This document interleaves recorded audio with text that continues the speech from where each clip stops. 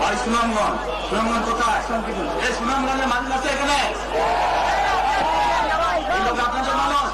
আচ্ছা, এখন বলেন কবে গেছিলেন আপনি? হজ উমরায় গেছিলেন? এখন আমাকে বলেন, আপনি তো উমরা হজ করেছেন, সাথে যাবেন, আপনি কাবা শরীফে গেছেন, কাবা শরীফের মালিককে জোরে বলেন আল্লাহ। কাবা শরীফের মালিককে আল্লাহ। আল্লাহ। আমরা মুসলমান সবাই এই দিন দুনিয়ার আমরা যে পৃথিবী দেখে পৃথিবীর মালিককে আল্লাহ।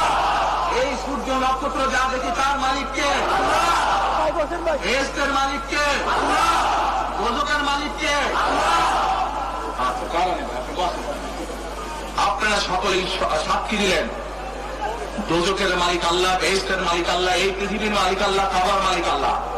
আরে ভাই, যেটার মালিক আল্লাহ সেটা কি অন্য কেউ যাওয়ার ক্ষমতা রাখে? রাখে না। তাহলে কি দাঁড়ালো? নির্বাচনের আগেই একটি দল এই দিব ওই দিব বলছে, টিকিট দিব বলছে না? এটার মালিক মানুষ না, সেইটার কথা যদি সে বলে এক সেরে কি করা হচ্ছে? হচ্ছে না?